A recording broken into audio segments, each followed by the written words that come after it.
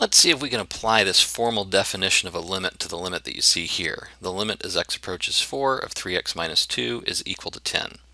This limit is true, and therefore we should be able to apply the definition to it perfectly fine. Well, so instead of picking a specific epsilon, let's just assume that someone's going to pick an epsilon, and we'll just let the symbol epsilon identify what that is. Our job is to find a delta such that such that 0 is less than the absolute value of x minus c is less than delta. Whenever that's true, that will make the absolute value of f of x minus l less than epsilon. Right. So in order to actually use these ideas and to use this definition, the first thing it would be useful to do is to identify what c, l, and f of x are, because those are kind of the things that we get to play with and work with.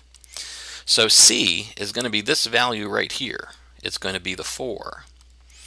And l is going to be our value over here. That's what our limit is equal to. And f, that's going to be our value right here. It's going to be our expression that we're taking the limit of.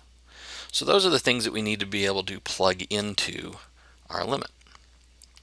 So let's go ahead and write that 0 is less than the absolute value of x minus 4, because that c is less than delta. And let's also write that the absolute value of 3x minus 2 minus 10 is less than epsilon. So all we've done so far is identify c, l, and f of x, and that just comes from the general template that you see within that definition. And then we plug those into the two inequalities that we pick up from the definition. So 0 is less than the absolute value of x minus c, or 4 in this case, is less than delta. If your c is negative, by the way, be careful and make sure that you deal with that negative appropriately. Same thing over here on the f of x minus l piece. We'll have 3x minus 2 for f of x. We'll have 10 for l. We're subtracting a positive number there, so our signs are correct. That's all less than epsilon. There's not much algebraically that we can do to the expression on the left, but let's see what happens if we play around with the one on the right a little bit. So I'm going to simplify what's inside first, and I'm going to end up with 3x minus 12 inside the absolute value signs is less than epsilon. I'm going to notice that the 3 and the negative 12, they both have a common factor of 3. So I'm going to factor out a 3, and when you factor absolute values, you have absolute values multiplied by each other.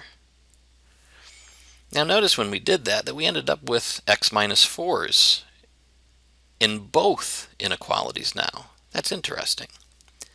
If I take the absolute value of 3, I'll get 3 times the absolute value of x minus 4 is less than epsilon. And finally, if I divide both sides by 3, I'll end up with the absolute value of x minus 4 is less than epsilon over 3. And we've ended up with, on the left-hand side, the absolute value of x minus 4 in both cases. Remember, the 0 in the first one involving delta isn't really all that important. It just simply recognizes the fact that c is a point at which the function may not be defined. So we kind of stay away from c just in case. And since it's a limit, we don't really care what happens exactly at c anyway. What we're really interested in is what happens as we approach c. So we have the same thing. So if we want these two things to be true at the same time, it'd be nice if they were both less than the same value. In other words, the best choice that we have here for delta is for delta to be equal to epsilon over 3. And there we have it. If we replace delta with epsilon over 3, let me do that in the right color here. So if we say this is equal to epsilon over 3, then whenever this first inequality is true, that is whenever the absolute value of x minus 4 is less than delta, which is epsilon over 3, this inequality has to be true because it's the same one. The absolute value of x minus 4 is less than epsilon over 3. And there's our choice. This works out very nicely for linear functions. The math gets a lot nastier as soon as we go to quadratics and other types of things. For the purposes of this course and using this definition, I only want you to worry about playing with this with linear functions. If you can use this on linear functions, you'll be all set.